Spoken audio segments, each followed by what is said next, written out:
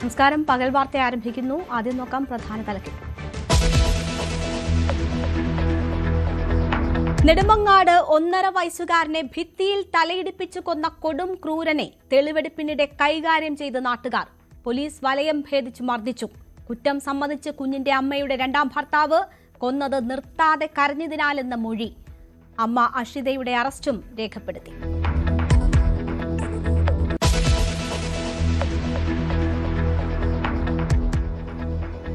ADM Naveen ബാബുവിന്റെ മരണം CBIക്ക് വിടാൻ തീരുമാനിച്ച സർക്കാർ. PP ദിവ്യ ഏക പ്രതി. വിജ്ഞാപനമുടൻ. തീരുമാനം ഇന്നലെ നവീൻ ബാബുവിന്റെ കുടുംബം മുഖ്യമന്ത്രിയെയും ആഭ്യന്തരമന്ത്രിയെയും കണ്ടതിന് പിന്നാലെ. സന്തോഷമുണ്ടെന്ന് ഭാര്യ മഞ്ജുഷ.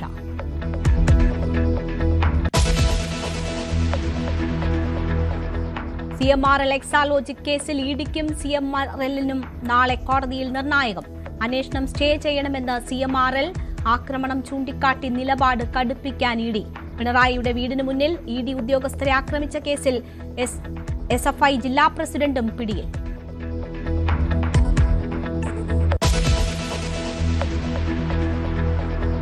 കൂടുതൽ കടുപ്പിച്ച അൻസിബ ഹസൻ. ടിനി ടോം സാമൂഹിക വിപത്ത്. ചെയ്ത തെറ്റിന് ശിക്ഷ അനുഭവിച്ചേ പറ്റൂ എന്ന് പ്രതികരണം. അമ്മയിൽ നിന്ന് നടപ്പാക്കുന്നത് കുറ്റാരോപിതൻ തന്നെ. ഞാൻ ആദ്യമായിട്ട് കേൾക്കാണ് കുറ്റാരോപിതർ ഇരുന്നിട്ട് നീതി തരാൻ വേണ്ടിയിട്ട് സംസാരിക്കുന്ന കാര്യം. മറ്റാരെങ്കിലും ഇരുന്നല്ലേ സാധാരണ സംസാരിക്കുക ഒരു നീതി നടപ്പാക്കാൻ വേണ്ടിയിട്ട്. പോലീസ് അധിക്ഷേപിച്ചെന്ന പരാതിയിൽ തൃക്കാക്കര ACPക്ക് മൊഴി നൽകിയ അൻസിബ.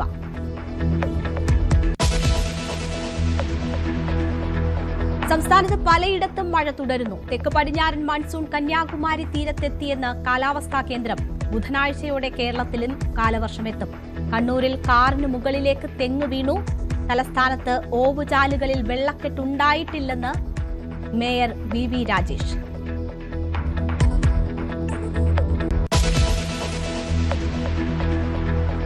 മധ്യവേനൽ അവധിക്ക് ശേഷം നാളെ സ്കൂളുകൾ തുറക്കും. കുരുന്നുകളെ വരവേൽക്കാൻ എല്ലായിടത്തും പ്രവേശനോത്സവം. സംസ്ഥാനതല പ്രവേശനോത്സവം പട്ടം ഗേൾസ് ഹയർ സെക്കൻഡറി സ്കൂളിൽ മുഖ്യമന്ത്രി ഉദ്ഘാടനം ചെയ്യും. പുത്തൻ പുസ്തകവും കുടയും ബാഗുമായി സ്കൂളിലേക്ക് പോകാൻ റെഡിയായി വിദ്യാർത്ഥികൾ.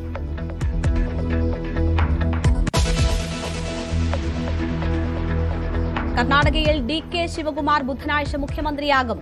G പരമേശ്വരയും സിദ്ധാരാമയ്യയുടെ വിശ്വസ്തരും അടക്കം 15 മന്ത്രിമാരും സത്യപ്രതിജ്ഞ ചെയ്യും. സിദ്ധാരാമയ്യയെ ഉപമുഖ്യമന്ത്രിയാക്കണമെന്ന ആവശ്യം ശക്തം. സിദ്ധാരാമയ്യ കർണാടക രാഷ്ട്രീയത്തിലും ദേശീയ രാഷ്ട്രീയത്തിലും സജീവമായി തുടരുമെന്ന് KC വേണുഗോപാൽ.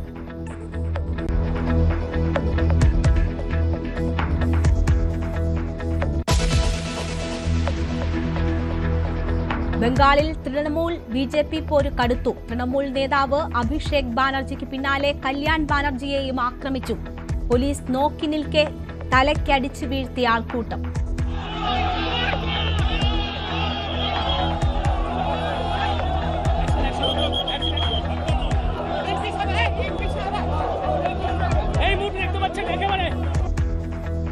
അഭിഷേകിന് ചികിത്സ നിഷേധിച്ചെന്ന് മമതാ ബാനർജി.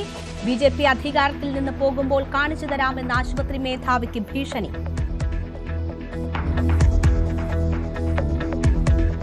ആക്രമണത്തെ അപലപിച്ച് രാഹുൽ ഗാന്ധിയും അഖിലേഷ് യാദവും. 15 വർഷം ഉള്ളിലൊതുക്കിയ ജനരോഷം പുറത്തു വന്നതെന്ന് BJP.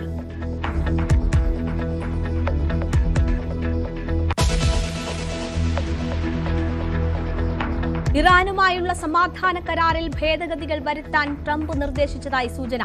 ചില നിബന്ധനകൾ കർശനമാക്കിയതായി റിപ്പോർട്ട്. ഇറാനുമായി സമാധാന കരാറുണ്ടാക്കാൻ US-ന് തിടുക്കമില്ലെന്ന് ട്രംപ്. നയതന്ത്ര വഞ്ചനയെന്ന് ഇറാൻ.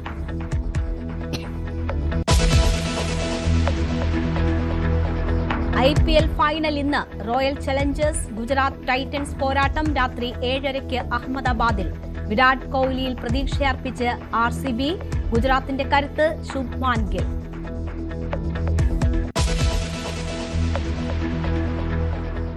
വാർത്തയിലേക്ക് വിശദമായി. നെടുമങ്ങാട് 1.5 വയസ്സുകാരനെ കൊന്ന കേസിലെ പ്രതിക്ക് നേരെ കയ്യേറ്റം. ഇയാളുമായി തെളിവെടുപ്പിനെത്തിയപ്പോഴായിരുന്നു നാട്ടുകാർ രോഷാകുലരായത്. പോലീസ് വലയം ഭേദിച്ച ചിലർ പ്രതി അഷ്കറിനെ മർദ്ദിക്കാൻ ശ്രമിച്ചു. കുഞ്ഞിനെ ഭിത്തിയിൽ തലയിടിപ്പിച്ചാണ് കൊന്നതെന്ന് ഇയാൾ പോലീസിന് മൊഴി നൽകി.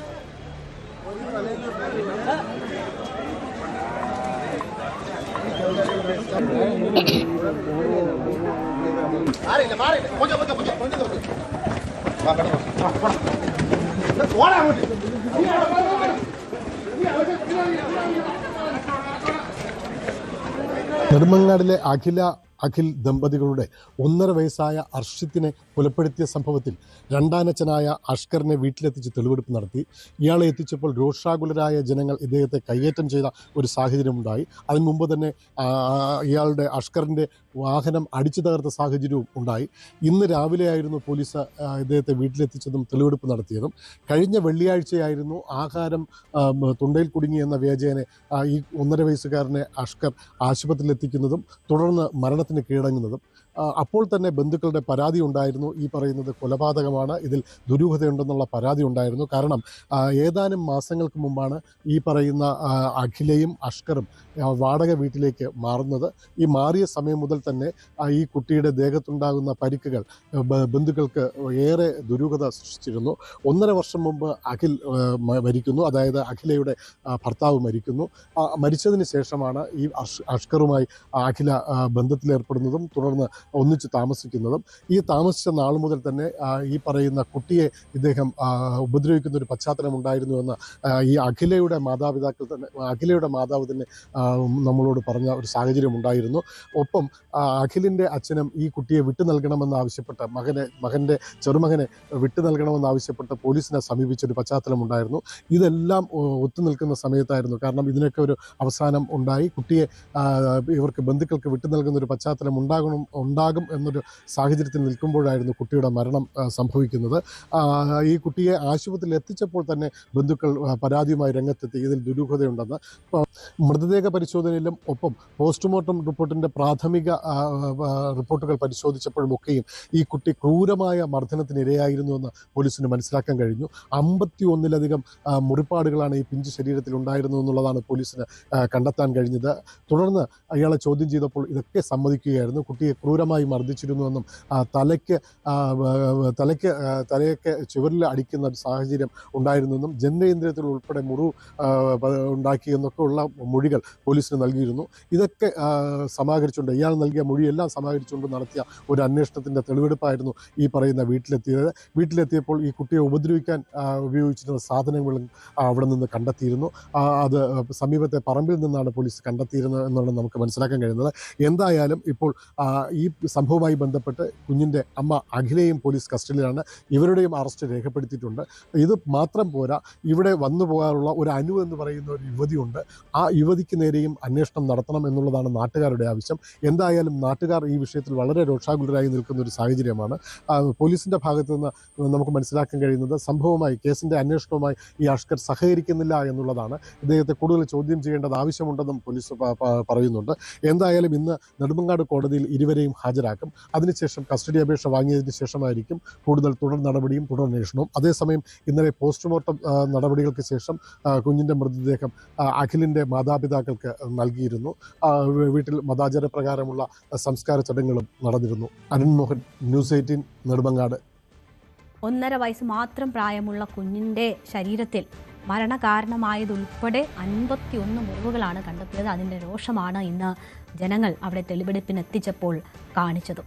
അരുൺ മോഹന്റെ റിപ്പോർട്ടാണ് നമ്മൾ കണ്ടത്.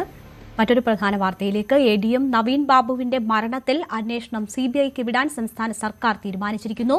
വിജ്ഞാപനം ഉടൻ പുറത്തിറങ്ങും. നവീൻ ബാബുവിന്റെ കുടുംബത്തിന്റെ ആവശ്യം പരിഗണിച്ചാണ് ഈ തീരുമാനം. നവീൻ ബാബുവിന്റെ കുടുംബം കഴിഞ്ഞ ദിവസം മുഖ്യമന്ത്രിയെ കണ്ടിരുന്നു. പോലീസ് അന്വേഷണത്തിൽ കുടുംബം നേരത്തെ അതൃപ്തി പ്രകടിപ്പിച്ചിരുന്നു. UDF സർക്കാർ CBIക്ക് വിടുന്ന ആദ്യത്തെ കേസായിരിക്കും ഇത്. പോലീസ് കുറ്റപത്രം സമർപ്പിച്ച കേസിൽ PP ദിവ്യയാണ് ഏകപ്രതി. ADM നവീൻ ബാബുവിന്റെ ആത്മഹത്യയുമായി ബന്ധപ്പെട്ട് കണ്ണൂർ ടൗൺ പോലീസ് കോടതിയിൽ സമർപ്പിച്ച കുറ്റപത്രത്തിലെ 13 പിഴവുകൾ ചൂണ്ടിക്കാണിച്ചുകൊണ്ട് തുടരന്വേഷണത്തിന് കോടതിയിൽ ഹർജി ഫയൽ ചെയ്ത നവീൻ ബാബുവിന്റെ കുടുംബമാണ്. അതിന് പിന്നാലെ മുഖ്യമന്ത്രിയെ കഴിഞ്ഞ ദിവസം നേരിൽ കണ്ടുകൊണ്ട് കേസിൻ്റെ അന്വേഷണത്തിൽ തങ്ങൾ തൃപ്തരല്ലെന്നും അന്വേഷണം CBIക്ക് വിടാൻ തയ്യാറാകണമെന്ന ആവശ്യം മുഖ്യമന്ത്രിക്ക് മുമ്പിൽ അവതരിപ്പിച്ചത്. ആഭ്യന്തരമന്ത്രിയുമായും അവർ കൂടിക്കാഴ്ച നടത്തിയിരുന്നു. അതിനുശേഷമാണ് ഇപ്പോൾ സർക്കാരിൻ്റെ ഭാഗത്തുനിന്ന് നിർണായകമായ ഒരു തീരുമാനമുണ്ടാകുന്നത്. UDF സർക്കാർ അധികാരമേറ്റ ശേഷം ആദ്യമായാണ് സംസ്ഥാന പോലീസ് അന്വേഷിച്ച ഒരു കേസ് CBIക്ക് കൈമാറാനുള്ള ശുപാർശയിലേക്ക് കാര്യങ്ങൾ എത്തിയിരിക്കുന്നത്. അതേസമയം അന്വേഷണം നീട്ടിക്കൊണ്ടു പോകാനുള്ള നീക്കമാണ് ഈ നവീൻ ബാബുവിൻ്റെ കുടുംബം നടത്തുന്നത് എന്ന ആക്ഷേപമാണ് പ്രതിഭാഗം ഉന്നയിച്ചിരിക്കുന്നത്. PP ദിവ്യയാണ് ഈ കേസിലെ ഏക പ്രതി.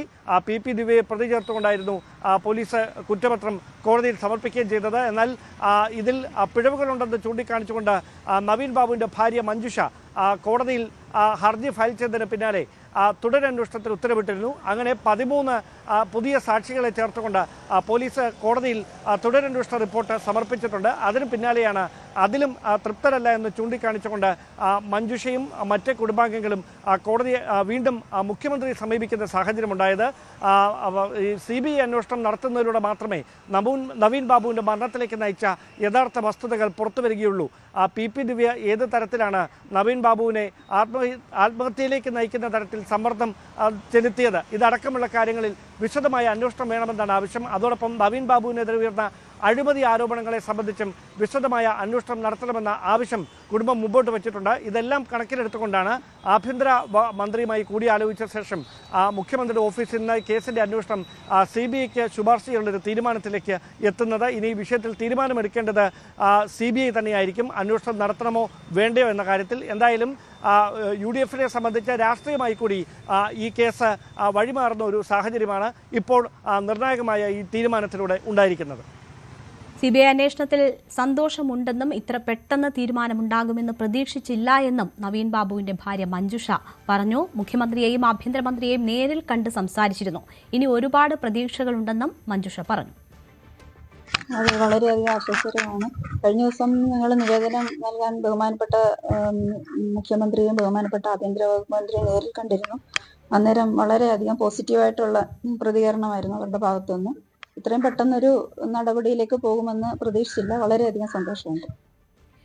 കുടുംബം കണ്ടെത്തിയ 30ലേറെ കാര്യങ്ങൾ CBI അന്വേഷിക്കണമെന്ന് നവീൻ ബാബുവിന്റെ സഹോദരൻ പ്രവീൺ ബാബു പ്രതികരിച്ചു. പോസ്റ്റ്മോർട്ടം റിപ്പോർട്ട് കണ്ടതിന് ശേഷം അന്വേഷണം ശരിയായ രീതിയിലല്ല പോകുന്നതെന്ന് മനസ്സിലായി. എല്ലാ പോരായ്മകളും കണ്ടെത്തിയ CBI നല്ല രീതിയിൽ അന്വേഷിച്ച് കുറ്റക്കാരെ കണ്ടെത്തണമെന്നും പ്രവീൺ ബാബു പറഞ്ഞു. ഞങ്ങൾ ഇപ്പോൾ ഓൾറെഡി CBI ഇൻവെസ്റ്റിഗേഷൻ ആവശ്യപ്പെട്ടുകൊണ്ട് ഒരു 30ലേറെ പോയിന്റുകൾ, ഒരുപാട് ഡിഫക്റ്റുകൾ ചൂണ്ടിക്കാട്ടിയിരുന്നു. ഇതൊക്കെ തന്നെ അന്വേഷിക്കണം. ഇതൊക്കെ തന്നെ എന്തായാലും CBI ഒരു പുതിയ അന്വേഷണ സംഘം വരുവാണെന്നുണ്ടെങ്കിൽ അവർ അതെല്ലാം തന്നെ കളക്ട് ചെയ്ത് അന്വേഷിക്കും എന്നാണ് ഞങ്ങളുടെ പ്രതീക്ഷ, ഞങ്ങളുടെ ആഗ്രഹം അത് തന്നെയാണ്. അതേസമയം CBI അന്വേഷണ ആവശ്യം നേരത്തെ കോടതി തന്നെ തള്ളിക്കളഞ്ഞതെന്ന് CPM സംസ്ഥാന സെക്രട്ടേറിയറ്റ് അംഗം MV ജയരാജൻ. ഏത് അന്വേഷണം നടന്നാലും നീതിപൂർവമാകണം, രാഷ്ട്രീയ വേട്ടയ്ക്കുള്ള ഉപകരണമായി മാറാൻ പാടില്ല. CPMനെ വേട്ടയാടാനാണല്ലോ സംസ്ഥാന സർക്കാർ ശ്രമിക്കുന്നതെന്നും ജയരാജൻ പറഞ്ഞു. നേരത്തെ CBI അന്വേഷണം ആവശ്യപ്പെട്ടുകൊണ്ട് കോടതിയെ സമീപിച്ചിരുന്നു. കോടതി പോലീസ് അന്വേഷണത്തിന്റെ വിശദാംശങ്ങളെല്ലാം പരിശോധിക്കുകയും അതിൽ തൃപ്തി രേഖപ്പെടുത്തുകയും ചെയ്യുകയും CBI അന്വേഷണമെന്ന ആവശ്യം തിരസ്കരിക്കുകയുമാണ് ഉണ്ടായത്. അതിനുശേഷമാണ് സർക്കാരിന്റെ ഈ തീരുമാനം വന്നിട്ടുള്ളത്. ഏത് ഏജൻസി അന്വേഷിച്ചാലും അന്വേഷണം നീതിപൂർവമായിരിക്കണം. എല്ലാറ്റിനും അവസാന വാക്കല്ല CBI. നേരത്തെ കോടതി തന്നെ നിരവധി തവണ കൂട്ടിലിട്ട തത്തയെപ്പോലെയാണ് CBI എന്ന് വ്യക്തമാക്കിയിട്ടുണ്ട്. സമീപകാലത്താണെങ്കിൽ പ്രതിപക്ഷ രാഷ്ട്രീയ നേതാക്കളെ വേട്ടയാടാനായി BJP CBI അടക്കമുള്ള കേന്ദ്ര അന്വേഷണ ഏജൻസികളെ ദുരുപയോഗം ചെയ്യുന്നത് നമ്മൾ കണ്ടുവരികയാണ്. മാസപ്പടി കേസിൽ CMRLനും EDക്കും നാളെ നിർണായക ദിവസം. അന്വേഷണം സ്റ്റേ ചെയ്യണമെന്ന CMRL ഹർജി നാളെ കോടതി പരിഗണിക്കും. അതേസമയം ഉദ്യോഗസ്ഥരെ ആക്രമിച്ചതടക്കം കോടതിയെ അറിയിക്കാൻ ഒരുങ്ങുകയാണ് ED. മുദ്രവെച്ച കവറിൽ വിവരങ്ങൾ കോടതിയെ അറിയിക്കും. ജസ്റ്റിസ് രാജാ വിജയരാഘവന്റെ ബെഞ്ചാകും കേസ് പരിഗണിക്കുക.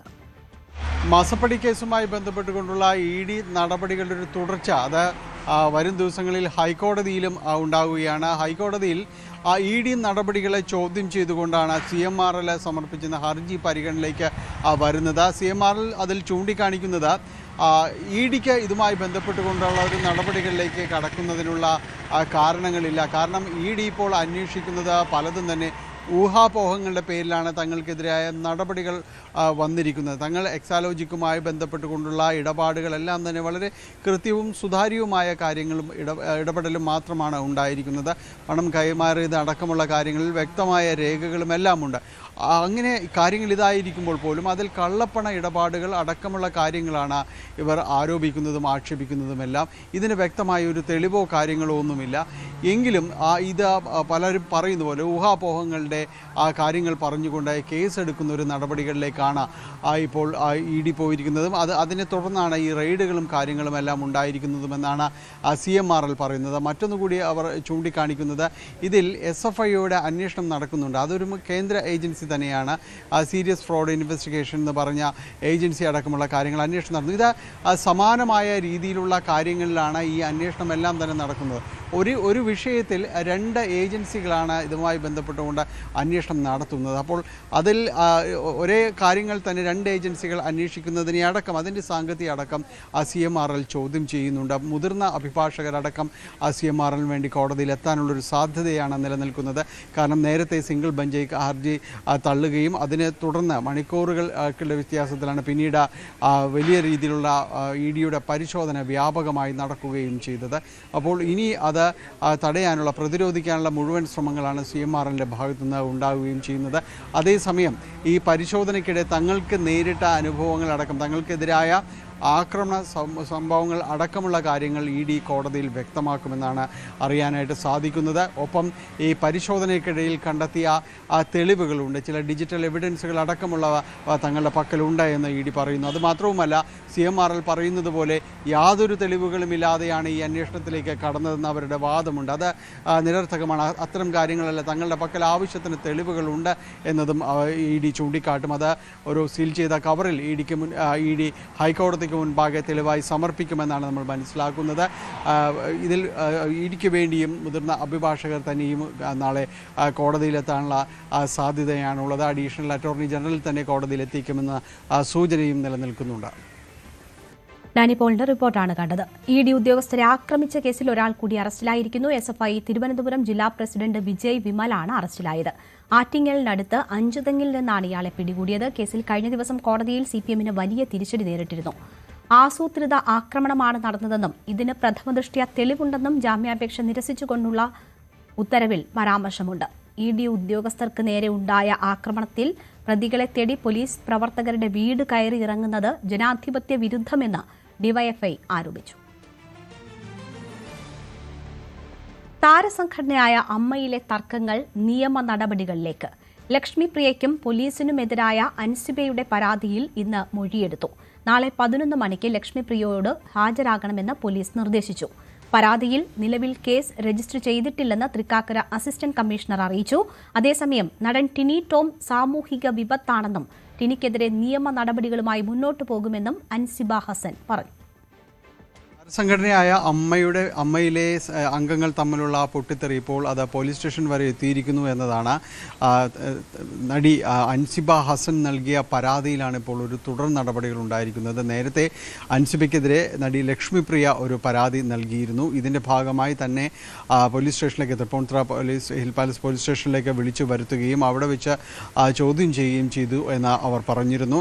അതിൽ തന്നെ അവിടെയുണ്ടായിരുന്ന പോലീസ് ഉദ്യോഗസ്ഥ വനിതാ സെൽ SI രേഷ്മ തന്നോട് അപമര്യാദയായി പെരുമാറി, തന്നെ അവഹേളിക്കുന്ന രീതിയിലാണ് അവർ സംസാരിച്ചത്. തന്നെ ചെയ്യാത്ത കുറ്റത്തിന് മാപ്പ് പറയിപ്പിച്ചു എന്നതടക്കമുള്ള കാര്യങ്ങൾ അവർ ഉന്നയിച്ചിരുന്നു. ഇതിൽ അവർ പരാതിപ്പെട്ടത് മുഖ്യമന്ത്രിക്കും DGPക്കുമാണ് പരാതി നൽകിയത്. അതിൻ്റെ ഒരു തുടർച്ചയായിട്ടാണ് ഇപ്പോൾ അത് തൃക്കാക്കര ACPക്ക് മുൻപാകെ ഹാജരായി മൊഴി നൽകാൻ അവരോട് ആവശ്യപ്പെടുകയും ചെയ്തത്. ഇതനുസരിച്ച് അൻസിബ ഇവിടെ തൃക്കാക്കര സ്റ്റേഷനിൽ ACP മുൻപാകെ എത്തുകയും അവരുടെ മൊഴി രേഖപ്പെടുത്തുകയും ചെയ്തു. ഇതിൽ അൻസിബ പറയുന്നത് താനിപ്പോഴുള്ള ഈ പരാതിയിൽ, ഇപ്പോൾ ലക്ഷ്മി പ്രിയയ്ക്കെതിരായ പരാതിയിലെ നടപടികളാണ് ഇപ്പോൾ നടക്കുന്നത്. ടിനി ടോം തന്നെ അവഹേളിച്ചു. ടിനി ടോം ഒരു സാമൂഹ്യ വിപത്താണ്, അതിൽ ഒരു സംശയവുമില്ല. തന്നെ മാത്രമല്ല മറ്റു പലരെയും ടിനി ടോം അവഹേളിച്ചിട്ടുണ്ട്. തൻ്റെ പേര് അൻസിബ ഹസൻ എന്നായത് തന്നെ ഒരു വർഗീയവാദിയാക്കി അടക്കം ചിത്രീകരിക്കാനുള്ള ശ്രമങ്ങൾ ചിലരുടെ ഭാഗത്തുനിന്നുണ്ട്. ഏതായാലും ടിനിക്കെതിരായ നിയമ നടപടികളും തുടരുമെന്ന് തന്നെയാണ് അൻസിബ പറയുന്നത്. എനിക്കൊരു നീതിയും തരാത്ത ഇതേ കമ്മിറ്റിയുടെ മുന്നിൽ പോയിരുന്നിട്ട് ഞാൻ എന്ത് പറയാനാ? അല്ലെങ്കിൽ അവരെന്ത് കേൾക്കാനാ? എനിക്ക് വേണ്ടി എന്തെങ്കിലും ന്യായത്തിന്റെ കൂടെ ഇരിക്കുവോ? ഞാൻ ആരോപണം പറയുന്നത് ആർക്കെതിരെയാണ്? ടിനി ടോം എന്ന് പറഞ്ഞ അദ്ദേഹത്തിനെതിരെയാണ്. അദ്ദേഹത്തെ സപ്പോർട്ട് ചെയ്യുന്ന പ്രസിഡന്റ്, എനിക്കെതിരെ വ്യാജ പരാതി നൽകിയ വൈസ് പ്രസിഡന്റ്, ഇങ്ങനെ ഇരിക്കുന്ന ഇവരുടെ മുമ്പാകെ ഞാൻ വീണ്ടും ഹാജരായി വീണ്ടും ഞാൻ ഈ കാര്യങ്ങൾ പറഞ്ഞു കഴിഞ്ഞാൽ എനിക്ക് നീതി കിട്ടുമെന്ന് തോന്നുന്നുണ്ടോ? അല്ലെങ്കിൽ തന്നെ ഞാൻ ആദ്യമായിട്ട് കേൾക്കുകയാണ് കുറ്റാരോപിതർ ഇരുന്നിട്ട് നീതി തരാൻ വേണ്ടിയിട്ട് സംസാരിക്കുന്ന കാര്യം. മറ്റാരെങ്കിലും ഇരുന്നല്ലേ സാധാരണ സംസാരിക്കുക ഒരു നീതി നടപ്പാക്കാൻ വേണ്ടിയിട്ട്. അപ്പൊ ഞാൻ ആകെ ആവശ്യപ്പെട്ടത് മറ്റൊരു സമിതിയെ വെക്കണം. ആളുകൾ വേറെ മെമ്പേഴ്സ് അമ്മയിലുണ്ടല്ലോ, അങ്ങനെയുള്ള ആരെങ്കിലും വെച്ചിട്ട് നിങ്ങളൊരു സമിതി ഉണ്ടാക്കൂ, എന്നിട്ട് അവരുടെ മുമ്പാകെ ഞാൻ ഹാജരായിട്ട് ഞാൻ സംസാരിക്കാമെന്ന്. പക്ഷെ ഇതുവരെ ഒരു റിപ്ലൈ പോലും എനിക്ക് ലഭിച്ചിട്ടില്ല. അപ്പൊ അതിൽ നിന്ന് ഞാൻ എന്താ മനസ്സിലാക്കേണ്ടത്? തീർച്ചയായും സാമൂഹിക വിപത്താണ് ടിനിച്ചേട്ടൻ എന്നുള്ള കാര്യം വ്യക്തമായിട്ട് എനിക്കറിയാം. അതിനെതിരെ ഞാൻ മുന്നോട്ട് പോകുക തന്നെ ചെയ്യും. ഏതാണ്ട് ഒരു 1.5 മണിക്കൂറോളം സമയമാണ് അൻസുബയുടെ മൊഴി തൃക്കാക്കര പോലീസ് രേഖപ്പെടുത്തിയത്. അൻസുബയ്ക്ക് ലക്ഷ്മിപ്രിയയുടെ പരാതിയുമായി ബന്ധപ്പെട്ട് തനിക്കുണ്ടായ അനുഭവങ്ങൾ, പോലീസ് സ്റ്റേഷനുണ്ടായ അനുഭവങ്ങൾ തന്നെയാണ് അവിടെ പറഞ്ഞതെന്ന് അവർ പറയുകയുണ്ടായി, മാധ്യമങ്ങളോട് പറയുകയുണ്ടായി. ഈ മൊഴികൾ വിശദമായി രേഖപ്പെടുത്തുകയും ചെയ്തു. ഇനിയിപ്പോൾ ഇതിൻ്റെ തുടർച്ചയെന്നോണം ലക്ഷ്മിപ്രിയയോട് നാളെ 11 മണിയോടുകൂടി ഇവിടെ ഹാജരാകാനായിട്ട് പോലീസ് നിർദ്ദേശിച്ചിട്ടുണ്ട്. അതോടൊപ്പം തന്നെ രേഷ്മ എന്ന വനിതാ സെൽ SIയോടും ഹാജരാകണമെന്ന് നിർദ്ദേശിച്ചതായി തൃക്കാക്കര ACP മനോജ് കുമാർ പറഞ്ഞു. അതുമായി ബന്ധപ്പെട്ടിട്ട് ഇനി ലക്ഷ്മിപ്രിയയുടെ മൊഴി ഞങ്ങൾ നാളെ രേഖപ്പെടുത്തുന്നുണ്ട്. ആരോപണ വിധേയമായിട്ടുള്ള വനിതാ സെല്ലിലത്തെ SI രേഷ്മയുടെ മൊഴി ഞങ്ങൾ രേഖപ്പെടുത്തുന്നുണ്ട്. എന്നിട്ട് യഥാർത്ഥത്തിൽ സംഭവിച്ച കാര്യങ്ങൾ എന്താണെന്ന് മനസ്സിലാക്കും. അതിൻ്റെ അടിസ്ഥാനത്തിൽ പോലീസുകളുടെ നിഗമനത്തിൽ എത്തും. അതെ, ഇതൊരു പ്രാഥമിക പരാതിയുടെ അടിസ്ഥാനത്തിലുള്ള എൻക്വയറിയാണ്. കേസ് രജിസ്റ്റർ ചെയ്തിട്ടില്ല. ആ പരാതി അന്വേഷണത്തിൻ്റെ ഭാഗമായിട്ട് എന്തെങ്കിലും കുറ്റകൃത്യങ്ങൾ നടന്നിട്ടുണ്ടെങ്കിൽ തീർച്ചയായിട്ടും അതുമായി ബന്ധപ്പെട്ട റിപ്പോർട്ട് ബഹുമാനപ്പെട്ട കൊച്ചി സിറ്റി പോലീസ് കമ്മീഷൻ നൽകും. അതിൻ്റെ അടിസ്ഥാനത്തിൽ ബാക്കിയുള്ള നടപടികൾ സ്വീകരിക്കുന്നു. എന്തായാലും അമ്മയിലെ പൊട്ടിത്തെറികൾ പെട്ടെന്നൊന്നും അവസാനിക്കുന്ന ഒരു ലക്ഷണവുമല്ല കാണുന്നില്ല. ഇത് തുടരുക തന്നെയാണ് ഉണ്ടാകുക. വൈകാതെ അമ്മയുടെ ജനറൽ ബോഡി യോഗം അടക്കമുള്ള കാര്യങ്ങളിലേക്ക് നടക്കുമ്പോൾ അതിനു മുൻപെങ്കിലും ഇത്തരം പരാതികൾ അവസാനിപ്പിക്കാനുള്ള ചില ശ്രമങ്ങൾ അവരുടെ ഭാഗത്തു നിന്ന് നടത്തുകയുണ്ട്. പക്ഷെ അതൊന്നും എവിടെയും എത്തുന്നില്ല. ചേരിതിരിഞ്ഞ് പരസ്പരം പോരാടുന്ന രീതിയിലേക്കെല്ലാം തന്നെ ഈ താരസംഘടന മാറിയിരിക്കുന്നു എന്നതാണ് ഇപ്പോഴുള്ള യാഥാർത്ഥ്യം. അതിന് ഒരു അവസാനവും ആരുടെ ഭാഗത്തുനിന്നുമില്ല. ആരും തന്നെ ഇത് അവസാനിപ്പിക്കാനുള്ള ഒരു ശ്രമങ്ങളും നടത്തുന്നില്ല. അൻസുബയെ കേൾക്കാൻ അമ്മ തയ്യാറാകുന്നുണ്ടെങ്കിലും അൻസുബ നിർദ്ദേശിക്കുന്ന ആളുകൾ ആ സമിതിയിൽ അംഗങ്ങളല്ല എന്ന കാരണം കൊണ്ട് തന്നെ അൻസുബയും അവരുടെ പക്കലേക്ക് തനിക്ക് പറയാനുള്ളതായി ചെല്ലുന്നില്ല എന്നതാണ് അൻസുബയും വ്യക്തമാക്കുന്നത്. ഏതായാലും താരസംഘടനയിലെ യുദ്ധം അത് മൂർച്ഛിക്കുകയാണ്. കൊച്ചിയിൽ കോക്രോച്ച് ജനതാ പാർട്ടിയുടെ സൗഹൃദ കൂട്ടായ്മ ഇന്ന് വൈകിട്ട് 3 മണിക്ക് മറൈൻ ഡ്രൈവിൽ ഒത്തുചേരുമെന്നാണ് അറിയിപ്പ്. ടെലഗ്രാം അക്കൗണ്ടിലൂടെയായിരുന്നു ഈ ആഹ്വാനം. യോഗത്തിന്റെ അജണ്ടയടക്കം അറിയിച്ച് ടെലഗ്രാമിൽ സന്ദേശം പ്രത്യക്ഷപ്പെട്ടു. സമാധാനപരമായ കൂടിക്കാഴ്ച എന്നാണ് ഈ സന്ദേശത്തിൽ പറയുന്നത്. വാർത്തയുടെ വിശദാംശങ്ങളുമായി ആജ്ഞ രവീന്ദ്രൻ ചേരുന്നുണ്ട്. ആജ്ഞ, സമാധാനപരമായ കൂടിക്കാഴ്ച എന്നതാണ് അവർ ഉദ്ദേശിക്കുന്നതെന്ന് പറയുന്നു. എങ്കിലും പോലീസിന്റെ ഭാഗത്ത് നിന്നുൾപ്പെടെ മുൻകരുതലുകളുണ്ടോ? എന്താണ് നമുക്ക് ലഭ്യമാകുന്ന വിവരങ്ങൾ? രേണുക, പോലീസിന്റെ ഭാഗത്തു നിന്നും ഇതിനു വേണ്ടിയിട്ട് പോലീസുകാരെ ഡിപ്ലോയ് ചെയ്യാൻ നിർദ്ദേശമുണ്ട്. എന്തായാലും എറണാകുളം മറൈൻ ഡ്രൈവിൽ എവിടെയാണ് ഈ മീറ്റപ്പ് സംഘടിപ്പിക്കുക എന്നുള്ള കാര്യത്തിൽ ഇതുവരെ വ്യക്തത വന്നിട്ടില്ല. കഴിഞ്ഞ ദിവസം ടെലിഗ്രാമിലൂടെ വന്ന മെസ്സേജ് അനുസരിച്ച് 2:30 ഈ ഗ്രൂപ്പിൽ തന്നെ അതുമായി ബന്ധപ്പെട്ടുള്ള വിശദാംശങ്ങൾ അനൗൺസ് ചെയ്യുമെന്നായിരുന്നു ഉണ്ടായിരുന്നത്. 2:30 ഒരുപക്ഷെ അറിയാൻ കഴിഞ്ഞേക്കും. ഒരുപക്ഷെ ഈ മീറ്റിംഗ് തന്നെ ഉണ്ടോ, ഇങ്ങനെ ഒരു മീറ്റപ്പ് തന്നെ ഉണ്ടോ എന്നുള്ള കാര്യത്തിലും വ്യക്തതയില്ല. എന്തായാലും നേരത്തെയും ഇത്തരത്തിൽ ബാംഗ്ലൂരിൽ സംഘടിപ്പിക്കുന്നു എന്നുള്ളൊരു സാഹചര്യത്തിൽ പോലീസ് അതിന് വേണ്ടിയിട്ടുള്ള തയ്യാറെടുപ്പുകൾ നടത്തിയിരുന്നതാണ്. പക്ഷേ സംഭവിച്ചാൽ ഇത് രാജ്യത്തെ തന്നെ ആദ്യത്തെ മീറ്റപ്പ് ആയിരിക്കും. ഈ കോക്രോച്ച് ജനതാ പാർട്ടി സംഘടിപ്പിക്കുന്ന ആദ്യത്തെ മീറ്റപ്പ് ആയിരിക്കും എന്ന് വേണം പറയാൻ. പ്രത്യേകിച്ച് ഇതുവരെ സൈബർ ഇടങ്ങളിലായിരുന്നു അവർ ഉണ്ടായിരുന്നത്, അവർ ആക്റ്റീവ് ആയിരുന്നത് സൈബർ ഇടങ്ങളിലായിരുന്നു. കൃത്യമായിട്ട് ഒരു അജണ്ട സെറ്റ് ചെയ്തിട്ടുണ്ട്. അത് അവർ പറയുന്നത് ഇതൊരു സൗഹൃദ കൂട്ടായ്മയാണ്, മറ്റ് നിയമവിരുദ്ധമായ മറ്റു കാര്യങ്ങൾക്കൊന്നും വേണ്ടിയിട്ടുള്ള കൂട്ടായ്മയല്ല. പരസ്പരം കാണുക എന്നുള്ളതല്ലാതെ, പരസ്പരം പരിചയപ്പെടുക എന്നുള്ളതല്ലാതെ മറ്റൊരു അജണ്ടയും ഇതിൻ്റെ പിന്നിലില്ല. അതായത് കൃത്യമായ 5 അജണ്ടകൾ സെറ്റ് ചെയ്തിട്ടുണ്ട്. അതിൽ പരിചയപ്പെടലാണ്. മറ്റൊന്ന് നിയമപരമായി സംഘടനയെ എങ്ങനെ രജിസ്റ്റർ ചെയ്യാം, നിയമപരമായി സംഘടനയുമായി എങ്ങനെ മുന്നോട്ട് പോകാം തുടങ്ങിയ കാര്യങ്ങളാണ്. പിന്നീടൊന്ന് ഈ മീറ്റപ്പുമായി ബന്ധപ്പെട്ട, അതായത് കൂടുതൽ ആളുകളുമായി പരിചയപ്പെടുക എന്നുള്ളതായിരുന്നു മറ്റൊരു പ്രധാനപ്പെട്ട കാര്യം. ഈ നാടിൻ്റെ നന്മയ്ക്ക് വേണ്ടിയിട്ട് എന്ത് കാര്യങ്ങൾ ചെയ്യാം എന്നുള്ളതാണ് 3ാമത്തെ കാര്യം. സമൂഹത്തിൽ നടക്കുന്ന അനീതികൾക്കും ആക്രമണങ്ങളും നിയമത്തിന് മുന്നിൽ കൊണ്ടുവരാൻ വേണ്ടിയിട്ട് കോക്രോച്ച് ജനതാ പാർട്ടിക്ക് എന്ത് ചെയ്യാനാകും, അതുപോലെ പരസ്പരം അറിവുകളും കാഴ്ചപ്പാടുകളും ഇതിൽ വരുന്ന ആളുകളുടെ അറിവുകളും കാഴ്ചപ്പാടുകളും പങ്കുവയ്ക്കുക തുടങ്ങിയ കാര്യങ്ങൾ 5 കാര്യങ്ങളാണ് അജണ്ട സെറ്റ് ചെയ്തിട്ടുള്ളത്.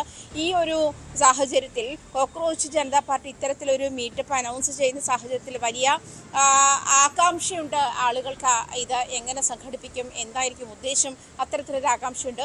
പോലീസിനെ സംബന്ധിച്ചും ഇത്തരം വിവരങ്ങളൊന്നുമില്ല. അതേസമയം ഈ പറഞ്ഞതുപോലെയുള്ള ഈ ടെലിഗ്രാം ഗ്രൂപ്പിലേക്കുള്ള ഒരു QR കോഡ്, അതായത് കൊച്ചിയിൽ മീറ്റപ്പ് സംഘടിപ്പിക്കുന്നു എന്ന് പറയുന്ന സാഹചര്യത്തിൽ കൊച്ചിയിലേക്കുള്ള ഒരു ഈ മീറ്റപ്പിന് ഒപ്പമുള്ള കാർഡിലുള്ള QR കോഡ് നേരെ ഈ 14 അംഗങ്ങളുള്ള ഒരു ടെലിഗ്രാം ഗ്രൂപ്പിലേക്കാണ് ചെയ്യുന്നത്. എന്തായാലും 2:30 കൂടുതൽ വ്യക്തതയുണ്ടാകും എന്നാണ് മനസ്സിലാക്കാൻ കഴിയുന്നത്. 3 മണിക്കാണ് യോഗം സംഘടിപ്പിക്കുന്നതെന്നാണ് വ്യക്തമാക്കിയിരിക്കുന്നത്. രേണുക.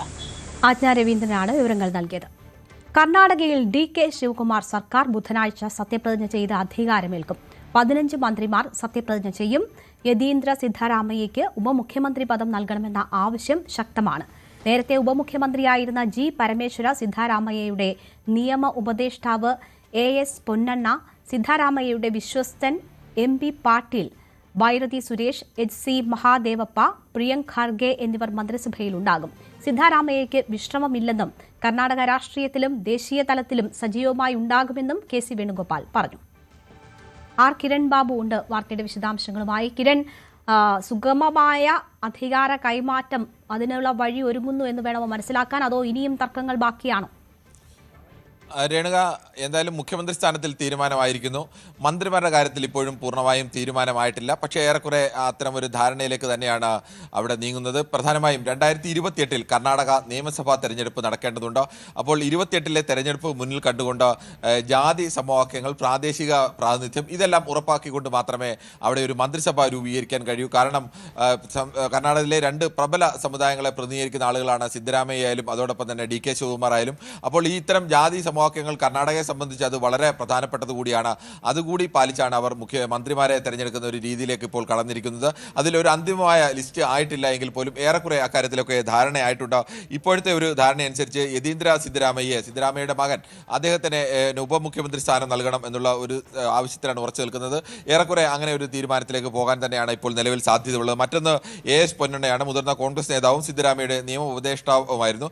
അദ്ദേഹത്തിനും എന്തായാലും മന്ത്രിസഭയിലേക്ക് എത്തും എന്നത് ഉറപ്പാണ്. G. പരമേശ്വര മന്ത്രിസഭയിലേക്ക് എത്തും. MG പാട്ടീൽ മന്ത്രിസഭയിലേക്ക് എത്തും. ബൈരതി സുരേഷ് അദ്ദേഹവും മന്ത്രിസഭയിലേക്ക് എത്തും. HC മഹാദേവപ്പ, പ്രിയങ്ക് ഖാർഗ മല്ലികാർജുൻ ഖാർഗെയുടെ മകൻ, അദ്ദേഹവും മന്ത്രിസഭയിൽ ഉണ്ടാകുമെന്ന് ഉറപ്പാണ്. കൃഷ്ണഭൈരവ ഗൌഡ, അങ്ങനെ കുറേയേറെ പേരുകളിലൊക്കെ ഇപ്പോൾ തന്നെ ഏകദേശം ധാരണയായിട്ടുണ്ട്. ഇനി ചില സ്ഥലങ്ങളിൽ നിന്നൊക്കെ ചില ജാതി സമവാക്യങ്ങളിൽ ആ വിഭാഗത്തിൻ്റെ ആളുകളെ കൂടി ഉൾപ്പെടുത്തണം എന്നുള്ള ആവശ്യം ശക്തമായി തന്നെ ഹൈക്കമാൻഡിന് മുന്നിലുണ്ട്. അവിടെ KC വേണുഗോപാലും അതോടൊപ്പം തന്നെ കർണാടകയുടെ ചാർജുള്ള ജനറൽ സെക്രട്ടറിയും അടക്കം അത്തരം ചർച്ചകൾ നടത്തിക്കൊണ്ടിരിക്കുകയാണ്. ഏതെങ്കിലും ഒരു കടുത്ത പ്രതിസന്ധിയിലേക്ക് പോകുന്നില്ല, അല്ലെങ്കിൽ അത്തരം ഒരു പ്രതിസന്ധിയുടെ ഘട്ടം കഴിഞ്ഞു. ആ പ്രധാനപ്പെട്ട ആവശ്യങ്ങളൊക്കെ സ്ഥാനമൊഴിഞ്ഞ മുഖ്യമന്ത്രി സിദ്ധരാമയ്യയുടെ പ്രധാനപ്പെട്ട ആവശ്യങ്ങളൊക്കെ അംഗീകരിച്ചുവെന്നും DK ശിവകുമാർ പക്ഷത്തു നിന്നും പ്രധാനപ്പെട്ട ആളുകൾക്കൊക്കെ മന്ത്രിസഭയിലേക്ക് ഉൾപ്പെടുത്താനും ഒക്കെ ധാരണയായിട്ടുണ്ട്. ഇനി ഈ വകുപ്പ് വിഭജിക്കുന്നത് സംബന്ധിച്ചുള്ള ധാരണ ഇനി ഉണ്ടാവേണ്ടതുണ്ട്. ശരി, R. കിരൺ ബാബുവാണ് വാർത്തയുടെ വിശദാംശങ്ങൾ നൽകിയത്. തൃണമൂൽ കോൺഗ്രസ് നേതാവ് അഭിഷേക് ബാനർജിക്ക് നേരെയുണ്ടായ ആൾക്കൂട്ട ആക്രമണത്തിന് പിന്നാലെ മമതാ ബാനർജി സ്വകാര്യ ആശുപത്രി സിഇഒയെ ഭീഷണിപ്പെടുത്തിയതിൽ വിവാദം. BJPയുടെ സമ്മർദ്ദത്തിന് വഴങ്ങി സ്വകാര്യ ആശുപത്രി അഭിഷേക് ബാനർജിക്ക് ചികിത്സ നിഷേധിച്ചെന്ന് മമതാ ബാനർജി ആരോപിച്ചിരുന്നു. BJP അധികാരത്തിൽ നിന്ന് പോകുമെന്നും അപ്പോൾ കാണിച്ചു തരാമെന്നും മമത ഭീഷണിപ്പെടുത്തുന്നതാണ് പുറത്തുവന്നത്.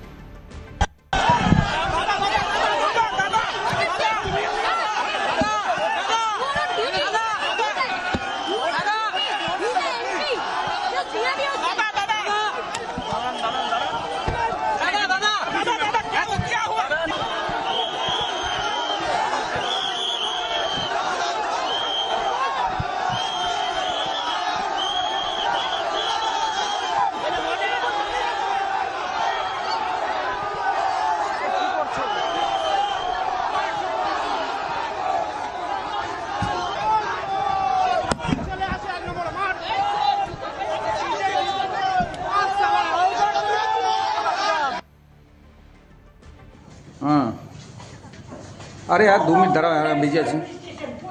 You forcefully took me, mistreated. You did. You never treated a patient. You should be ashamed for it.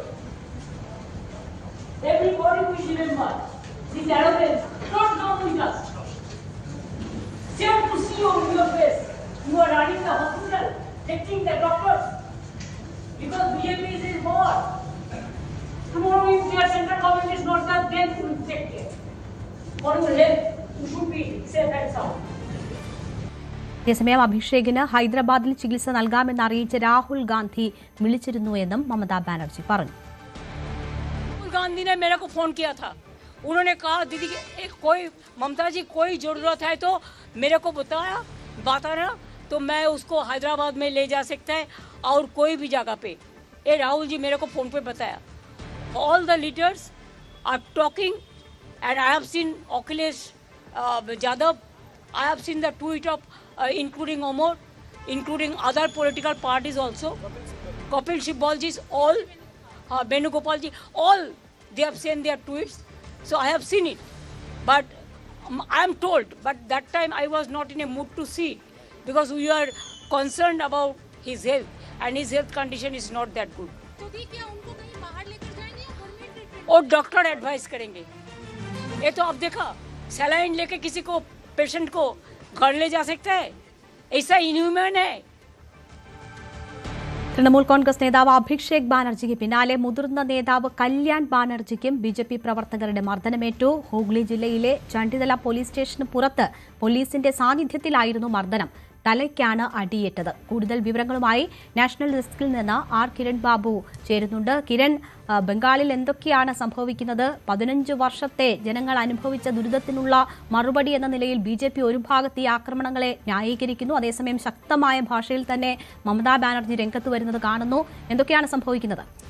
Renuka, ബംഗാളിൽ തൃണമൂലിന്റെ പരാജയവും BJPയുടെ വിജയത്തിന് ശേഷം BJP പ്രവർത്തകർ സംസ്ഥാന വ്യാപകമായി തന്നെ പല സ്ഥലങ്ങളിലും തൃണമൂൽ പ്രവർത്തകർക്ക് നേരെ നേരത്തെ തന്നെ ആക്രമണം അഴിച്ചുവിടുകയായിരുന്നു. അതിൻ്റെ പല റിപ്പോർട്ടുകളും കഴിഞ്ഞ ദിവസങ്ങളിലൊക്കെ വന്നുകൊണ്ടിരുന്നു. ഇപ്പോൾ ഏറ്റവും ഒടുവിൽ ഏറ്റവും മുതിർന്ന നേതാക്കൾക്ക് നേരെ തന്നെ ആക്രമണം ഉണ്ടായിരിക്കുന്നത്. തൃണമൂൽ കോൺഗ്രസിന്റെ രണ്ടാമത്തെ നേതാവ് എന്ന് പറയാവുന്ന നാഷണൽ ജനറൽ സെക്രട്ടറി അഭിഷേക് ബാനർജിക്ക് നേരെയാണ് ഇന്നലെ ആക്രമണം ഉണ്ടായതെങ്കിൽ അദ്ദേഹത്തെ ചീമട്ട എറിയുന്ന അടക്കമുള്ള ദൃശ്യങ്ങളൊക്കെ പുറത്തു വന്നിരുന്നു. ഇന്നിപ്പോൾ തൃണമൂലിന് തന്നെ ഏറ്റവും തലമുതിർന്ന നേതാവായ കല്യാൺ ബാനർജി, ലോക്സഭയിൽ തൃണമൂലിന്റെ ചീഫ് വിപ്പ് കൂടിയാണ് കല്യാൺ ബാനർജിയെ പോലെ ബംഗാളിലൊക്കെ അറിയപ്പെടുന്ന ഒരു നേതാവിനെ, മുതിർന്ന നേതാവിനെയാണ് ഒരു പോലീസ് സ്റ്റേഷനിലെത്തുമ്പോൾ അവിടെ BJP പ്രവർത്തകർ പോലീസിന്റെ സാന്നിധ്യത്തിൽ, അത് ലാത്തിയും തോക്കുമൊക്കെ പോലീസ് നിൽക്കുന്നത് നമുക്ക് കാണാം. ആ പോലീസിന്റെ സാന്നിധ്യത്തിൽ തന്നെയാണ് BJP പ്രവർത്തകർ അദ്ദേഹത്തിന്റെ തലയ്ക്കടിക്കുന്നത്. തലയ്ക്കടിയേറ്റ് അദ്ദേഹം താഴെ വീണ ശേഷവും അദ്ദേഹത്തിന് നേരെ അവർ ആക്രമണം നടത്തുന്നുണ്ട്. ഒടുവിൽ തലയിൽ തൂവാല കെട്ടി അദ്ദേഹം അവിടെ കുത്തിയിരുന്ന് പ്രതിഷേധിക്കുകയായിരുന്നു. ഇത്ര തലമുതിർന്ന ഒരു നേതാവിന് നേരെ പോലും ലോക്സഭയിൽ തൃണമൂലിന്റെ വിപ്പ് കൂടിയായ ഒരു നേതാവിന് നേരെയാണ് ഈ തരത്തിൽ ആക്രമണം ഉണ്ടായിരിക്കുന്നത്. ഇന്നലെ തൃണമൂലിന്റെ പ്രധാനപ്പെട്ട നേതാവ് അഭിഷേക് ബാനർജിക്ക് നേരെയാണെങ്കിൽ ഇന്നിപ്പോൾ കല്യാൺ ബാനർജിക്ക് നേരെയും സമാനമായ രീതിയിൽ ആക്രമണം ഉണ്ടായിരിക്കുന്നു. തൃണമൂലിന്റെ പ്രധാനപ്പെട്ട നേതാക്കൾക്ക് നേരെ BJP പ്രവർത്തകരുടെ പ്രതിഷേധം അല്ലെങ്കിൽ ആക്രമണം ബംഗാളിന്റെ പല ഭാഗത്തും തുടരുകയാണ്.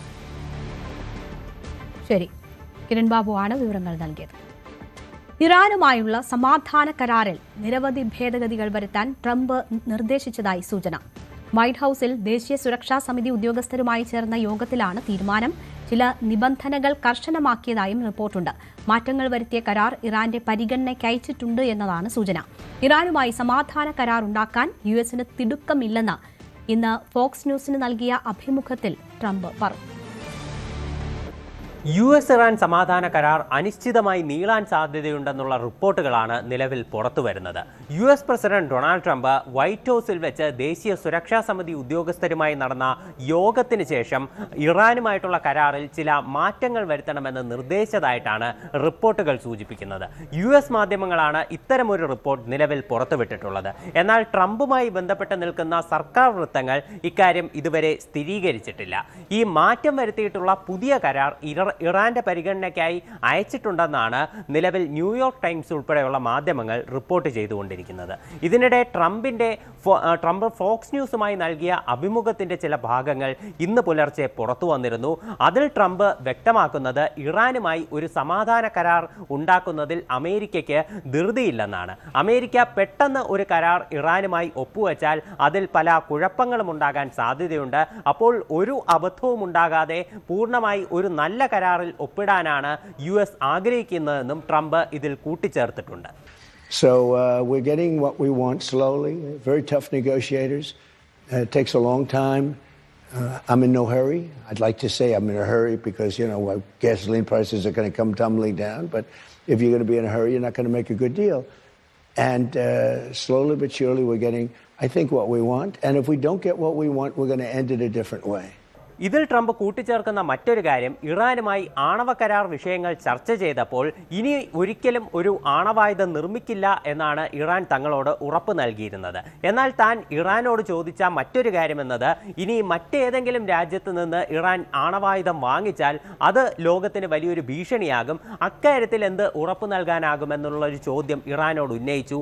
അപ്പോൾ മറ്റൊരു രാജ്യത്ത് നിന്നും ആണവായുധം വാങ്ങില്ല എന്നും ഇറാനിൽ നിർമ്മിക്കുകയും ചെയ്യില്ല എന്നുള്ള ഉറപ്പാണ് അവർ പുതുതായി യുഎസിന് നൽകിയത് എന്ന് ട്രംപ് ഈ അഭിമുഖത്തിൽ കൂട്ടിച്ചേർത്തിട്ടുണ്ട്.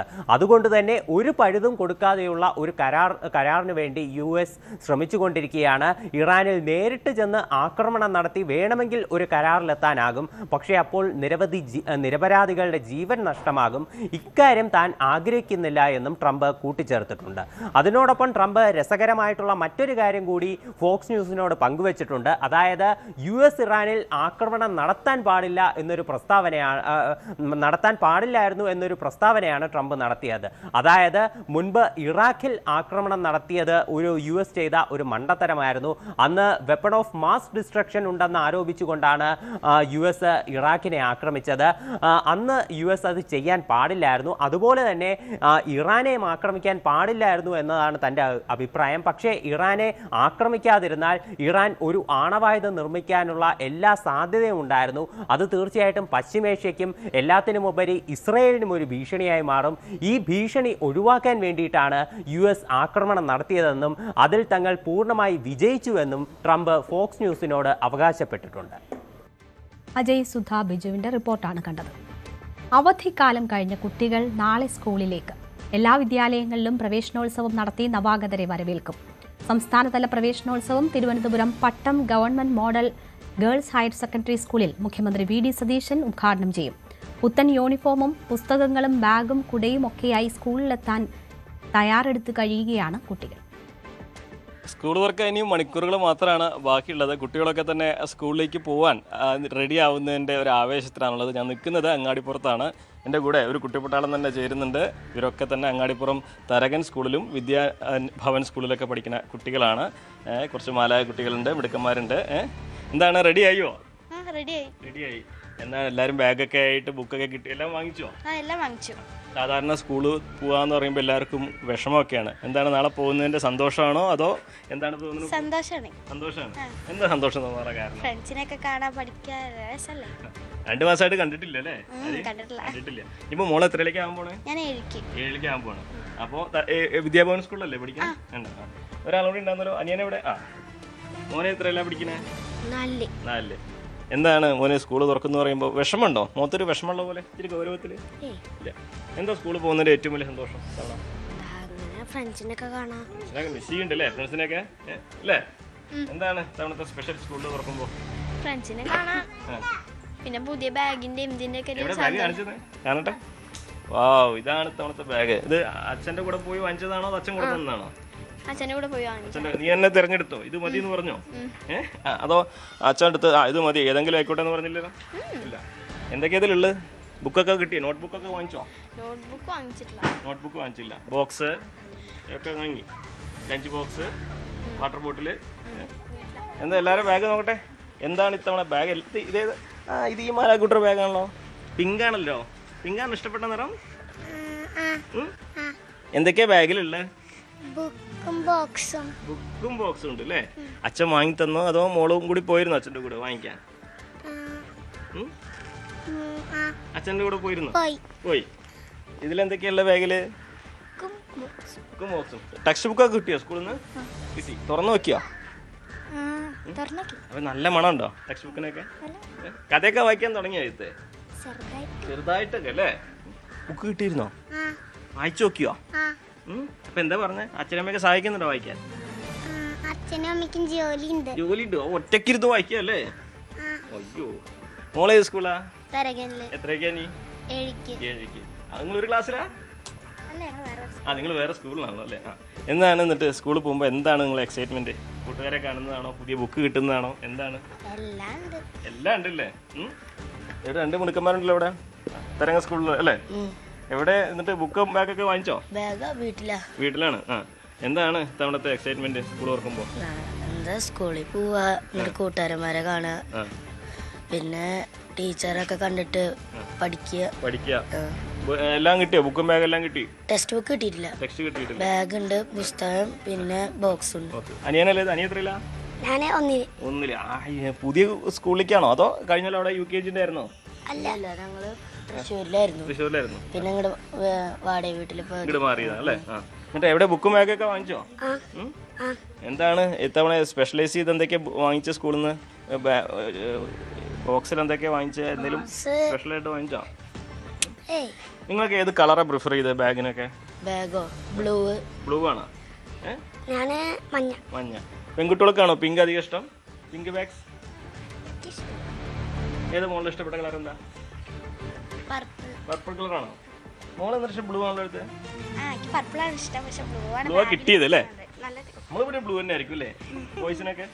ബോയ്സിന് ബ്ലൂ, ഗേൾസിന് പിങ്ക്, പർപ്പിൾ അങ്ങനെയൊക്കെ ഉണ്ടോ? കളർ വ്യത്യാസം ഉണ്ടോ? അങ്ങനെയൊക്കെ ഉണ്ടോ? കളർ വ്യത്യാസം ഉണ്ടോ? ഇവിടെ ഒരു അച്ഛനും കൂടി ചേരുന്നുണ്ട്. ഈ 2 കുട്ടികളുടെ അച്ഛനാണ്. എന്താണ് ചേട്ടാ ഇത്തവണത്തെ ഒരു സ്കൂൾ തുറക്കുമ്പോഴുള്ള സാഹചര്യങ്ങളൊക്കെ? സ്കൂൾ തുറക്കുമ്പോഴത്തെ നിലവിലെ സാഹചര്യം എന്ന് പറയുന്നത് ശരിക്കും പറഞ്ഞാൽ ഇപ്പം ഈ ഒരു ഇത് കാണുന്ന സമയത്ത് നമ്മുടെ ആ ഒരു ബാല്യത്തിലേക്കൊന്നും തിരിച്ചു പോകുന്നൊരവസ്ഥ എനിക്ക് തോന്നിപ്പോയി എന്നുള്ളതാണ്. പിള്ളേർ ഇത്ര മാത്രമല്ല, ഒരു കുറച്ച് പേരും കൂടി കൂടുതലുണ്ട്. അടുത്തൊരു കളിസ്ഥലമൊക്കെ ഉണ്ട്.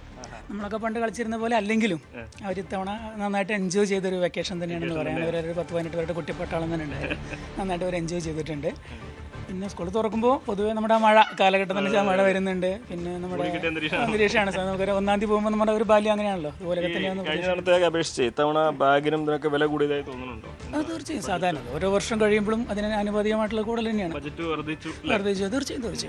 1-ലധികം പേര് അല്ലെങ്കിൽ 2-ലധികം പേരൊക്കെ ഉണ്ടെങ്കിൽ നല്ലൊരു ബാഗിന് കുറച്ച് 2000 രൂപ ചെലവ് വരും. 1000 rupees പ്ലസ് ഒക്കെയാണ് നല്ലൊരു ബാഗിന്റെ വില എന്ന് പറയുന്നത്. തീർച്ചയായും അതായത് നല്ലൊരു കുറച്ച് വലിയൊരു ബാഗിൽ തന്നെ LKG UKG അല്ല പറയുന്നത്. കുറച്ച് വന്നു കഴിഞ്ഞാൽ തീർച്ചയായും 1000, 1200, 1300 ഒക്കെ ഒരു നല്ലൊരു ബാഗ് കിട്ടണമെന്നുണ്ടെങ്കിൽ 2-3 പേരൊക്കെ കിട്ടുന്നുണ്ടെങ്കിൽ അത്യാവശ്യം നല്ലൊരു ബഡ്ജറ്റ് ഒരു സംശയമില്ല.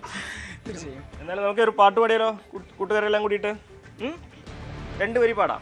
എല്ലാവരും കൂടി അറിയുന്ന പാട്ട് ഏതെങ്കിലും? കൃത്യമോളെ ആരാ പാട്ട് പാടാ? ഒരു സ്കൂളിൽ ചെറിയൊരു പദ്യം ചൊല്ലിക്ക്. ഇംഗ്ലീഷ് മതി. ടിങ്കിൾ ടിങ്കിൾ സ്റ്റാർ ഏതെങ്കിലും. Twinkle, twinkle, little star, how I wonder what you are.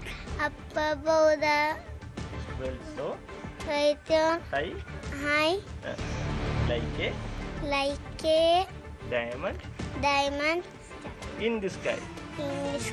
അടിപൊളി. മോൾക്ക് ഓർമ്മയുണ്ടോ? 2 വരി ഏതെങ്കിലും? മോനെ ഓർമ്മയുണ്ടോ ഏതെങ്കിലും വരികൾ പാട്ട്? നിങ്ങൾക്ക് ആരെങ്കിലും പാടാനുണ്ടോ? നീ പഠിക്കണമല്ലേ ഇതൊക്കെ? എന്താണെങ്കിലും കുട്ടികളൊക്കെ നാളെ സ്കൂളിൽ പോകുന്നതിൻ്റെ ഒരു സന്തോഷത്തിലാണ്. കാരണം പുതിയ ബാഗ്, പുതിയ ബുക്ക്, ഒപ്പം തന്നെ പഴയ കൂട്ടുകാരെയും ടീച്ചർമാരെയൊക്കെ കാണാൻ കഴിയുന്നൊരു സന്തോഷം. എന്താണെങ്കിലും സ്കൂൾ തുറക്കുന്നത് ആഘോഷമാക്കാൻ കുട്ടിപ്പട്ടാളം ഒരുങ്ങിക്കഴിഞ്ഞു. എന്തായാലും കുട്ടികളൊക്കെ സ്കൂളിൽ പോകാൻ ഒരുങ്ങിയിരിക്കുകയാണ്. ഇപ്പോൾ കുട്ടികൾ എത്തുമ്പോഴേക്ക് മഴയും എത്തുമെന്നാണ് അറിയുന്നത്. സംസ്ഥാനത്ത് മഴ കനക്കുമെന്ന് കാലാവസ്ഥാ മുന്നറിയിപ്പുണ്ട്. ഇന്ന് 6 ജില്ലകളിൽ യെല്ലോ അലർട്ടാണ്. നാളെ 9 ജില്ലകളിലാണ് യെല്ലോ അലർട്ടുള്ളത്. തിരുവനന്തപുരം, കൊല്ലം, ഇടുക്കി, പാലക്കാട്, കാസർഗോഡ് ജില്ലകൾ ഒഴികെ എല്ലായിടത്തും യെല്ലോ അലർട്ട് പ്രഖ്യാപിച്ചിരിക്കുന്നു. മറ്റന്നാൾ 10 ജില്ലകളിലും യെല്ലോ അലർട്ടുണ്ട്. ബുധനാഴ്ച ആലപ്പുഴ, കോട്ടയം, എറണാകുളം, തൃശൂർ, മലപ്പുറം ജില്ലകളിൽ ഓറഞ്ച് അലർട്ടും മറ്റു ജില്ലകളിൽ യെല്ലോ അലർട്ടും പ്രഖ്യാപിച്ചിട്ടുണ്ട്. തെക്ക് പടിഞ്ഞാറൻ കാലവർഷം കന്യാകുമാരി തീരത്തെത്തിയതോടെയാണ് കേരളത്തിൽ മഴ കനത്തത്. ബുധനാഴ്ചയോടെ കേരളത്തിലും കാലവർഷം എത്തുമെന്നാണ് കണക്കുകൂട്ടൽ. മഴയ്ക്കൊപ്പം കാറ്റും ഇടിമിന്നലും ഉണ്ടാകാൻ സാധ്യതയുണ്ടെന്ന് മുന്നറിയിപ്പുണ്ട്. കേരള, ലക്ഷദ്വീപ് തീരങ്ങളിൽ ബുധനാഴ്ച വരെ മത്സ്യബന്ധനത്തിന് വിലക്കുണ്ട്. തിരുവനന്തപുരം കോർപ്പറേഷന്റെ പരിധിയിലുള്ള ഓവുചാലുകളിൽ വെള്ളക്കെട്ട് രൂപപ്പെട്ടിട്ടില്ല എന്ന് മേയർ വി രാജേഷ്. നഗരത്തിലെ വെള്ളക്കെട്ടിന് ശാശ്വത പരിഹാരത്തിനായി സർക്കാരുമായി യോജിച്ച് പദ്ധതി തയ്യാറാക്കുമെന്നും മാലിന്യ സംസ്കരണത്തിനടക്കമുള്ള പദ്ധതി ഇതിന് ആവശ്യമാണെന്നും വി രാജേഷ് പ്രതികരിച്ചു. അതായത് കോർപ്പറേഷനിൽ ഞാൻ മേയറായതിനു ശേഷം വളരെ കൃത്യമായിട്ട് വളരെ എക്സ്പെർട്ടുകളുമായിട്ട് സംസാരിച്ചതിനെക്കുറിച്ച് ഒരു ധാരണയായിട്ടുണ്ട്. കോർപ്പറേഷൻ്റെ തിരുവനന്തപുരം കോർപ്പറേഷനുള്ളിൽ ഒരു 8-9 ഡിപ്പാർട്ട്മെൻറ്റുകളുടെ നേതൃത്വത്തിലുള്ള കനാലുകളും അതുപോലെ തന്നെ ചെറിയ ചെറിയ ഓടകളും ആറുകളും തോടുകളുമുണ്ട്. റോഡുകൾ പലതും നാഷണൽ ഹൈവേ അതോടൊപ്പം തന്നെ PWD, KRF ഈ റോഡുകൾ പലതും ചെയ്തിരിക്കുന്ന സ്ഥലത്ത് വെള്ളക്കെട്ടുണ്ട്. അപ്പോൾ കൃത്യമായിട്ട് വസ്തുതകൾ വിലയിരുത്തി പ്രശ്നം പരിഹരിക്കേണ്ടതായിട്ട്. കാരണം എല്ലാ വർഷവും മഴ പെയ്യുമ്പോഴും കുറേ പണം ആമയിഴഞ്ചാൻ തോട് പാർവതി പുത്തനാർ വെള്ളക്കെട്ട് പരിഹരിക്കാൻ വേണ്ടി ചിലവഴിക്കും. ഒരുപാട് മാൻ പവറും ചിലവഴിക്കും. ജനങ്ങൾക്ക് ഒരുപാട് നാശനഷ്ടമുണ്ട്. പക്ഷേ പ്രശ്നം പരിഹരിക്കുന്നില്ല. കോർപ്പറേഷൻ്റെ ഉടമസ്ഥയിൽ 101 വാർഡുകളിലുമുള്ള എല്ലാ ഓടകളും കോർപ്പറേഷൻ തന്നെ ഒരു 1.5 കോടി രൂപയ്ക്ക് പുറത്ത് 1.5 കോടി മുതൽ 2 കോടി രൂപ വരെ മുടക്കി ഞങ്ങൾ 1.5 മാസം മുമ്പ് തന്നെ ക്ലീനിങ് ആരംഭിച്ചു. ഞങ്ങൾ നേരിട്ട് നിന്ന് ക്ലീൻ ചെയ്തിട്ടുണ്ട്. ഇന്നലെ വരെയുള്ള മഴയിൽ കോർപ്പറേഷൻ്റെ ഉടമസ്ഥയിലുള്ള ഒരു ഓടയിലും വെള്ളം പൊങ്ങിയായിട്ടുള്ള റിപ്പോർട്ടുകൾ വന്നിട്ടില്ല. വെള്ളപ്പൊക്കം അനുഭവപ്പെട്ടിട്ടുള്ളത് തകരപ്പറമ്പ് പഴവങ്ങാടി ഭാഗത്താണ്. അതുപോലെ തമ്പാനൂർ SS കോവിൽ റോഡ് ഭാഗത്ത് കുറച്ച് വെള്ളപ്പൊക്കം വന്നിട്ടുണ്ട്. ഇത് രണ്ടും പാർവതി പുത്തനാറും ആമയിഴഞ്ചാൻ തോടും ഒഴുകിപ്പോകുന്നതിൽ നിന്നുണ്ടാകുന്ന ഓവർഫ്ലോ ആണ്. ഇത് രണ്ടും ജലസേചന വകുപ്പിൻ്റെ ഉടമസ്ഥതയിലുള്ളതാണ്. അവർക്ക് ചില പരിമിതികൾ ഉണ്ടായിരുന്നത് കോർപ്പറേഷൻ തന്നെ മുൻകൈ എടുത്തുകൊണ്ട് തകരപ്പറമ്പ് പഴവങ്ങാടി ഭാഗത്തെയും തമ്പാനൂര് ജോയ് മരണപ്പെട്ട ഭാഗത്തെയും കുറച്ച് കാര്യങ്ങൾ ഞങ്ങൾ ക്ലീൻ ചെയ്തു. ഞങ്ങളുടെ പരിമിതി അകത്തു നിന്നുകൊണ്ട് ഞങ്ങൾ ക്ലീൻ ചെയ്തിട്ടുണ്ട്. അപ്പോൾ ഇനി ഞങ്ങൾ ബഹുമാനപ്പെട്ട മുഖ്യമന്ത്രിയുമായിട്ട് സംസാരിച്ചിട്ടുണ്ട്. മുഖ്യമന്ത്രി വളരെ പോസിറ്റീവായിട്ട് കാര്യങ്ങൾ പരിഹരിക്കാൻ വേണ്ടി ഇടപെടാമെന്ന് സമ്മതിച്ചിട്ടുള്ളത്. ബഹുമാനപ്പെട്ട ജില്ലാ കളക്ടറുമായിട്ട് ഇന്ന് രാവിലെ സംസാരിച്ചു. അതിൻ്റെ അടിസ്ഥാനത്തിൽ അതാത് ഡിപ്പാർട്ട്മെൻറ്റുകൾ അവരവരുടെ ഉടമസ്ഥയിലുള്ള റോഡ് റോഡ്, തോടെങ്കിൽ തോട്, ഓടകളെങ്കിൽ ഓട അത് ശുദ്ധീകരിക്കാൻ ഇറങ്ങിക്കഴിഞ്ഞാൽ ഈ പ്രശ്നം പരിഹരിക്കും. കണ്ണൂരിൽ ഓടിക്കൊണ്ടിരുന്ന കാറിന് മുകളിലേക്ക് കേടായ തെങ്ങ് ഒടിഞ്ഞു വീണു. ഡ്രൈവർ രക്ഷപ്പെട്ടത് അത്ഭുതകരമായിട്ടാണ്. ഇന്ന് രാവിലെ 11 മണിയോടെയായിരുന്നു അപകടം. കണ്ണൂരിൽ നിന്നും മട്ടന്നൂരിലേക്ക് പോകുന്ന വഴി കുടക്കിമൊട്ടയ്ക്ക് സമീപം വെച്ചാണ് കാറിന് മുകളിലേക്ക് തെങ്ങ് ഒടിഞ്ഞു വീണത്. വാഹനം ഓടിച്ചിരുന്ന വാരം സ്വദേശി രതീഷ് നേരിയ പരിക്കുകളോടെ രക്ഷപ്പെട്ടു. എളയാവൂർ സ്വദേശി രജീഷിന്റെ ഉടമസ്ഥതയിലുള്ള ഗോകുലം ട്രാവൽസിന്റെ എത്തിയോസ് കാറാണ് അപകടത്തിൽപ്പെട്ടത്. അപകടത്തിൽ കാർ പൂർണ്ണമായും തകർന്നു. വിദ്യാർത്ഥിനികൾക്ക് എല്ലാ മാസവും 3 ദിവസത്തെ ആർത്തവ അവധി പ്രഖ്യാപിച്ച സർക്കാർ തീരുമാനത്തിനെതിരെ ലീഗ് നേതാവ് നൂർബിന റഷീദ്. ആർത്തവ അവധി പെൺകുട്ടികളുടെ സ്വകാര്യതയെ ബാധിക്കുമെന്ന് അവർ ഫേസ്ബുക്കിൽ കുറിച്ചു. സ്കൂളുകളിലും കോളേജുകളിലും ആർത്തവ അവധി ആവശ്യപ്പെടുകയോ രേഖപ്പെടുത്തുകയോ ചെയ്യുമ്പോൾ ആർത്തവ ദിവസങ്ങൾ പരസ്യമാകാൻ സാധ്യതയുണ്ട്. പെൺകുട്ടികളുടെ സ്വകാര്യത സംരക്ഷിക്കുന്ന സംവിധാനങ്ങൾ ഉറപ്പാക്കിയ ശേഷമേ ഇത്തരം നയങ്ങൾ നടപ്പാക്കാവൂവെന്നും അവർ ഫേസ്ബുക്കിൽ എഴുതി. LDFന്റെ മദ്യനയമായിരിക്കില്ല UDFന്റേതെന്ന് എക്സൈസ് മന്ത്രി M. ലിജു. എക്സൈസ് നയം സമൂഹത്തിന് നിർണായകമാണ്. നയത്തിൽ മാറ്റമുണ്ടാകും. പാർട്ടിക്കുള്ളിലും മുന്നണികളിലും കാര്യം ചർച്ച ചെയ്യണം. പൊതുജനങ്ങളുടെ അഭിപ്രായവും സ്വീകരിക്കും. ഉദ്യോഗസ്ഥ തലത്തിലും ചർച്ചകൾ നടക്കുകയാണെന്ന് മന്ത്രി പറഞ്ഞു. നമുക്ക് സമ്പൂർണ്ണമായി ഈ വകുപ്പിനെ ട്രാൻസ്ഫോം ചെയ്യണം. അതിന് ഒരു പരിവർത്തനം ഉണ്ടാക്കേണ്ടതുണ്ട്. മദ്യനയത്തെ സംബന്ധിച്ച് മദ്യനയം എന്നത് വിപുലമായ ചർച്ചകൾ. എന്തായാലും LDFന്റെ മദ്യനയം ആയിരിക്കില്ല UDFന്റെ മദ്യനയം. അത് മാത്രമാണ് ഇപ്പോൾ ഉറപ്പുവരുത്താൻ നിൽക്കുന്നത്. ബാക്കിയുള്ള കാര്യങ്ങൾ എന്നത് അത് പാർട്ടിക്കുള്ളിൽ ചർച്ച ആവശ്യമാണ്. മുന്നണിക്കുള്ളിൽ ചർച്ച ചെയ്യും. ഇതുമായി ബന്ധപ്പെട്ടിരിക്കുന്ന സ്റ്റേക്ക് ഹോൾഡേഴ്സ് മദ്യ വിരുദ്ധ സമിതികളുമായി ചർച്ച ചെയ്യും. അല്ലെങ്കിൽ ഇതുമായി ബന്ധപ്പെട്ടിരിക്കുന്ന പൊതുജനങ്ങളുടെ എല്ലാ അഭിപ്രായവും സ്വീകരിക്കാനുള്ള സമീപനമുണ്ടാകും. അപ്പോൾ സമഗ്രമായി കേരളത്തിൻ്റെ സാമൂഹിക ആവശ്യങ്ങളെ അഡ്രസ്സ് ചെയ്യുന്ന മദ്യവർജനത്തെ ഒരു ആശയമായി മുൻനിർത്തി റെസ്പോൺസിബിൾ ഡ്രിങ്കിങ് ആദ്യം ഉറപ്പുവരുത്തുന്ന തരത്തിലുള്ള നടപടികളായിരിക്കും ഉണ്ടാവുക. ലഹരി വ്യാപനം തടയാൻ കേരള സർക്കാർ അവതരിപ്പിച്ച ഓപ്പറേഷൻ തൂഫാൻ മികച്ച പദ്ധതിയെന്ന് തിരുവനന്തപുരം മേയർ VV രാജേഷ്. പദ്ധതിയുമായി സഹകരിച്ച് കോർപ്പറേഷൻ പരിധിയിലെ ലഹരി വ്യാപനം അവസാനിപ്പിക്കും എന്നും VV രാജേഷ് പറഞ്ഞു. തിരുവനന്തപുരം മെഡിക്കൽ കോളേജിന് സമീപം ലഹരി വിൽപ്പന നടത്തുന്ന ബങ്കുകൾ നഗരസഭാ സ്ക്വാഡും പോലീസും സംയുക്തമായി നീക്കം ചെയ്തിരുന്നു. ഇന്ന് രാവിലെ ആയിരക്കണക്കിന് പാക്കറ്റ് ലഹരി ഉൽപ്പന്നങ്ങൾ പിടികൂടി. ചാക്ക് കണക്കിന് അത് ഞങ്ങൾ കോർപ്പറേഷനിലേക്ക് മാറ്റിയിട്ടുണ്ട്. ഞങ്ങൾ ടൗൺ പ്ലാനിംഗ് സ്റ്റാൻഡിംഗ് കമ്മിറ്റി ചെയർമാൻ്റെ നേതൃത്വത്തിലാണ് നടക്കുന്നത്. അപ്പോൾ പോലീസിൻ്റെ സഹായം ഉൾപ്പെടെ തേടിക്കൊണ്ട് പ്രത്യേകിച്ച് സ്കൂൾ തുറക്കുന്ന സമയങ്ങളിൽ സ്കൂളിൻ്റെ ചുറ്റുപാടും ലഹരി വിൽപ്പന കേന്ദ്രങ്ങളായി മാറുകയും സ്കൂൾ വിദ്യാർത്ഥികൾ ഉൾപ്പെടെ ഇതിന് ഉപയോഗിക്കുകയും ചെയ്യുന്ന ഒരു അവസ്ഥ കഴിഞ്ഞ കുറേ കാലങ്ങളായുണ്ട്. ഞങ്ങൾ ഒരു സംശയവും വേണ്ട, ഈ ലഹരി മാഫിയകളുടെ അടിവേരറുക്കുവാനുള്ള നീക്കം കേരള പോലീസുമായിട്ട് യോജിച്ച് ഞങ്ങൾ ചെയ്യുക. കേരള ഗവൺമെൻറ് നല്ലൊരു പദ്ധതിയാണ്, ആഭ്യന്തര വകുപ്പിൻ്റെ ഒരു പദ്ധതിയാണ്. അതുമായിട്ട് ഞങ്ങൾ പരമാവധി സഹകരിക്കുന്നുണ്ട്. പോലീസും ഞങ്ങളോടൊപ്പം നന്നായിട്ട് സഹകരിക്കുന്നുണ്ട്. ഇന്ന് രാവിലെ ആരംഭിച്ചു. ഇത് ഇനി തുടർച്ചയായിട്ട് മുന്നോട്ട്. കേരള രാഷ്ട്രീയത്തിലെ തന്ത്രശാലിയായ തിരുത്തൽ ശക്തി, മൂർച്ചയേറിയ വാക്കുകൾ കൊണ്ട് നിയമസഭയെ വിറപ്പിക്കുന്ന ജനനായകൻ. മുഖ്യമന്ത്രി VD സതീശന് ഇന്ന് 62ാം ജന്മദിനമാണ്. വിദ്യാർത്ഥി രാഷ്ട്രീയത്തിലൂടെ വളർന്ന് ഇന്ന് UDFന്റെ അമരക്കാരനായി ശോഭിക്കുന്ന VD സതീശന്റെ രാഷ്ട്രീയ ജീവിതത്തിലെ വളർച്ച വെല്ലുവിളികൾ നിറഞ്ഞതായി.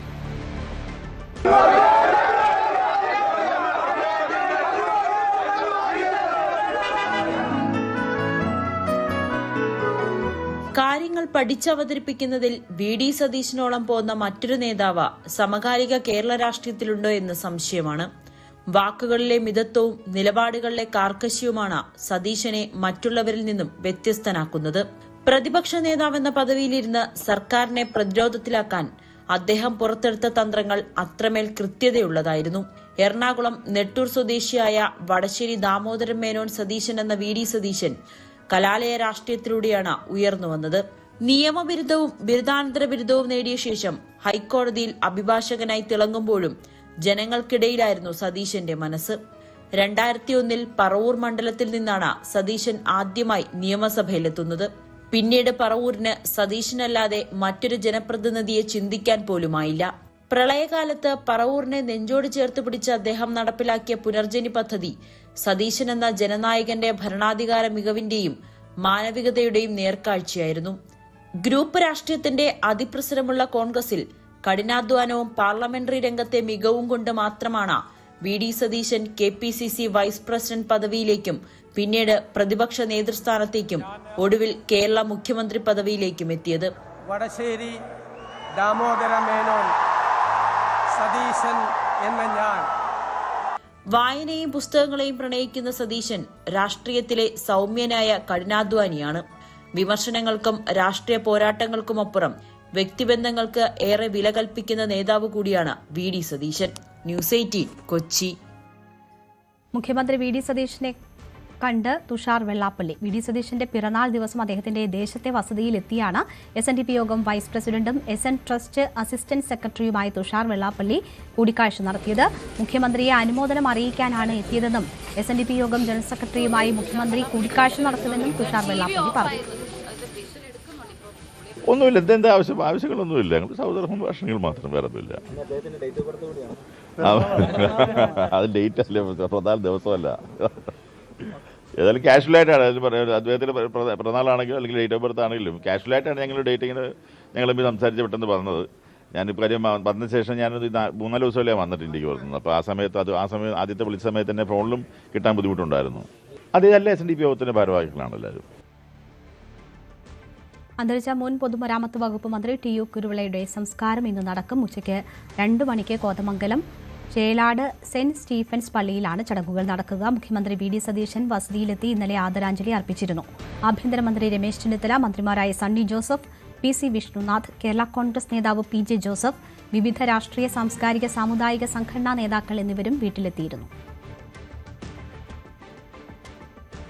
കാസർഗോഡ് ജില്ലയിൽ ഭർതൃമതികളായ യുവതികളുടെ ആത്മഹത്യ തുടർക്കഥയാകുന്നത് ആശങ്കയുയർത്തുന്നു. ഒരാഴ്ചക്കിടെ മാത്രം 4 പേരാണ് ജീവനൊടുക്കിയത്. ഗാർഹിക പീഡന പരാതികളാണ് മിക്ക സംഭവങ്ങളിലും ഉയരുന്നതെങ്കിലും പോലീസിന്റെ ഭാഗത്തുനിന്ന് കർശന നടപടികൾ ഉണ്ടാകുന്നില്ല എന്ന ആക്ഷേപവുമുണ്ട്. വിഷയത്തിൽ സാമൂഹ്യക്ഷേമ വകുപ്പിന്റെ അടിയന്തര ഇടപെടൽ വേണമെന്നും ആവശ്യമുയരുന്നു. കാസർഗോഡ് ജില്ലയിൽ കഴിഞ്ഞ ഒരാഴ്ചക്കിടെ ഭർതൃമതികളായ 4 പേരാണ് ജീവനൊടുക്കുന്ന സാഹചര്യം ഉണ്ടായത്. ഏതായാലും ഇത് വലിയ ആശങ്കയാണ് ഉണ്ടാക്കുന്നത് എന്ന് പറയേണ്ടി വരും. ഫാത്തിമത്ത് സുബൈദ എന്ന് പറയുന്ന 27 വയസ്സുകാരിയാണ് കഴിഞ്ഞ ഞായറാഴ്ച ആസിഡ് കഴിച്ച്, അതായത് ഭർത്താവിൻ്റെ വീട്ടുകാരുടെ മുന്നിൽ വെച്ച് തന്നെ ആസിഡ് കഴിച്ച് ജീവനൊടുക്കുന്ന സാഹചര്യം ഉണ്ടായത്. അതിനുശേഷം സെറീന എന്ന് പറയുന്ന 24 വയസ്സുകാരി 4 വർഷം വിവാഹ വാർഷികം 4ാം വാർഷികം ആഘോഷിക്കുന്നതിനിടെ ഇത്തരത്തിൽ ജീവനൊടുക്കുന്ന സാഹചര്യം ഉണ്ടായത്.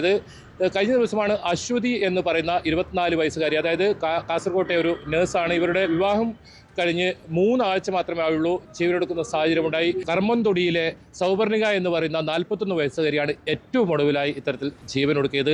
എന്നാലും ഇത്തരം സംഭവങ്ങൾ ആവർത്തിക്കുമ്പോഴും ഇതിൽ നിയമ നടപടി എത്രത്തോളം പോലീസിൻ്റെ ഭാഗത്ത് ഉണ്ടാകുന്നുണ്ട് എന്നതും പരിശോധിക്കേണ്ടതുണ്ട്. ഇതിലാകെ ഇത്തരം സംഭവങ്ങളുണ്ടായിട്ടും ഇതിൽ സുബൈദയുടെ കേസിൽ മാത്രമാണ് ഭർത്താവായ ആദിലിനെ പോലീസ് അറസ്റ്റ് ചെയ്യുന്ന സാഹചര്യമുണ്ടായത്. മറ്റ് കേസുകളിലൊന്നും തന്നെ പോലീസിന് 2 സംഭവങ്ങൾ, അതായത് സെറീനയുടെയും സുബൈദയുടെയും ഈ ജീവനൊടുക്കിയ സംഭവത്തിൽ അവരുടെ ഭർത്തൃ വീട്ടിലെ പീഡനമാണെന്ന് പോലീസിൽ FIR തന്നെ പറയുന്നുണ്ട്. മറ്റ് 2 ആത്മഹത്യകളിലും എന്താണ് കാരണമെന്ന് പോലും പോലീസിന് ഇതുവരെ കണ്ടെത്താൻ സാധിച്ചിട്ടില്ല. ഒരുപക്ഷെ ഇതിൽ പോലീസിൻ്റെ ഭാഗത്തുനിന്നും കർശനമായ നടപടികൾ വേണമെന്നൊരു ആവശ്യമാണ് ഉയരുന്നത്. നമ്മോടൊപ്പം നാഷണൽ വുമൻസ് ലീഗ് സംസ്ഥാന സെക്രട്ടറി അസീന തന്നെ ചേരുകയാണ്. ഈ തുടർച്ചയായി ഇത്തരത്തിലുള്ള സംഭവങ്ങൾ വരുന്നത് വലിയ ആശങ്ക ഉണ്ടാക്കുന്നുണ്ട്. ഇതിൽ പോലീസിൻ്റെ ഭാഗത്തു നിന്നുള്ള നടപടി അതെങ്ങനെയാണ് നിങ്ങൾ കാണുന്നത്? പോലീസിൻ്റെ ഭാഗത്തുനിന്ന് കാര്യക്ഷമമായ ഒരു പ്രവർത്തനം ഇല്ല എന്ന് തന്നെ പറയാം. നമുക്ക് എല്ലാ സൗകര്യങ്ങളുണ്ട്, എല്ലാ സിസ്റ്റമുണ്ട്, പക്ഷേ അതിന് കാര്യക്ഷമമായ പ്രവർത്തനം നടക്കുന്നില്ല. വനിതാ സെല്ലുണ്ട്, വനിതകൾക്ക് നീതി ഉറപ്പാക്കുന്നതിന് വേണ്ടി ഒരുപാട് നിയമങ്ങളുണ്ട്, സിസ്റ്റമുണ്ട്, പക്ഷേ കാര്യക്ഷമമായ പ്രവർത്തനം നടക്കില്ല. പ്രത്യേകിച്ചിട്ട് കാസർഗോഡ് എന്ന് പറയുന്നത് ഒരു പിന്നോക്ക ജില്ലയാണ് എന്നാണ് പറയപ്പെടുന്നത്, പിന്നോക്ക ജില്ലയെന്ന്. പ്രത്യേകിച്ച് ആ ഒരു ജില്ലയിൽ ഒരു ചിറ്റമ്മ നയം ഈ ഒരു കാര്യത്തിലും ഉണ്ടോ എന്ന് ഞങ്ങൾ സംശയിക്കുന്നുണ്ട്. കാരണം ഒരാഴ്ചയിൽ ഇത് 4ാമത്തെ ആത്മഹത്യയാണ്. അപ്പോൾ ഈ ഒന്ന് ശരിയാക്കാത്ത പോലെ മറ്റേതും കൂടി ഉണ്ടാകുന്നത് എന്നാണ് ഞങ്ങൾക്ക് തോന്നുന്നത്. അപ്പോൾ ഇപ്പോൾ പുതിയതായിട്ട് ഇപ്പം ഈ ഒരു സമയത്ത് തന്നെ ഒന്നുകൂടി അറിയാനിടയായി. സൗപർണിക, കാറെടുക്ക സൗപർണിക, സുഫൈദാൻ്റെ കേസിൽ പറയുകയാണെങ്കിൽ അവരൊരു പ്രണയ വിവാഹം ആയിരുന്നു എന്നാണ് അറിയാൻ പറ്റിയത്. സ്ത്രീധനം ചോദിച്ചുകൊണ്ട് ആ കുട്ടി ആത്മഹത്യ ചെയ്യുന്ന അന്ന് പോലും ശാരീരിക പീഡനം അനുഭവിച്ചു എന്നാണ് പറയപ്പെടുന്നത്.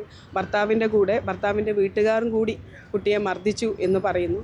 അപ്പോൾ ആരൊക്കെയാണ് അതിന് ഉത്തരവാദികൾ? നമുക്ക് ഉറപ്പാകുന്ന നീതി ആ കുട്ടിക്ക് കിട്ടണം. അതുകൊണ്ട് എല്ലാവരെയും നിയമത്തിന് മുമ്പിൽ കൊണ്ടുവരണം, അർഹിക്കുന്ന ശിക്ഷ കൊടുക്കണം എന്നാണ് ഞങ്ങൾക്ക് പറയാനുള്ളത്. ഞങ്ങൾ സാമൂഹ്യക്ഷേമ മന്ത്രിക്ക് നിവേദനം കൊടുക്കുന്നുണ്ട്, പരാതി കൊടുക്കുന്നുണ്ട്. തീർച്ചയായും ഞങ്ങൾ ഈ കുട്ടികളുടെ നീതിക്ക് വേണ്ടി ഞങ്ങൾ അവരോടൊപ്പം തന്നെ ഉണ്ടാകും. എന്തായാലും സാമൂഹ്യക്ഷേമ വകുപ്പ് ഉൾപ്പെടെ ഇതിൽ അടിയന്തര ഇടപെടൽ നടത്തണമെന്ന ആവശ്യം തന്നെയാണ് ഉയരുന്നത്. ബോധവൽക്കരണം ഇതിൽ ഏറ്റവും പ്രധാനമാണ്. അതോടൊപ്പം ഇതിൽ നിയമ നടപടി ശക്തമാക്കണമെന്നൊരു ആവശ്യം കൂടി ഇപ്പോൾ ഉയരുന്നു. കാസർഗോഡ് നിന്നും KV ബൈജു, ന്യൂസ് 18. മൂവാറ്റുപുഴ വാഴക്കുളത്ത് ലോറി സ്കൂട്ടറിലിടിച്ച് വീട്ടമ്മയ്ക്ക് ദാരുണാന്ത്യം. മൂവാറ്റുപുഴ സ്വദേശി അനീഷയാണ് മരിച്ചത്. രാവിലെ വാഴക്കുളം 5ാം മൈലിലായിരുന്നു അപകടം. തൊടുപുഴ ഭാഗത്തു നിന്നും മൂവാറ്റുപുഴയിലേക്ക് വരികയായിരുന്ന ലോറി തൊടുപുഴ ഭാഗത്തേക്ക് പോവുകയായിരുന്ന അനീഷയുടെ സ്കൂട്ടറിലേക്ക് നിയന്ത്രണം വിട്ട് ഇടിച്ചു കയറുകയായിരുന്നു. ലോറി ഡ്രൈവർ ഉറങ്ങിപ്പോയതാണ് അപകട കാരണമെന്നാണ് പ്രാഥമിക നിഗമനം. ഇടിയുടെ ആഘാതത്തിൽ അനീഷ സംഭവസ്ഥലത്ത് തന്നെ മരിച്ചു.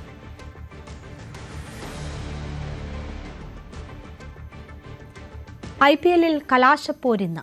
നിലവിലെ ചാമ്പ്യന്മാരായ റോയൽ ചലഞ്ചേഴ്സ് ബംഗളൂരു ഗുജറാത്ത് ടൈറ്റൻസിനെ നേരിടും. അഹമ്മദാബാദ് സ്റ്റേഡിയത്തിൽ രാത്രി 7:30-നാണ് കിരീട പോരാട്ടം.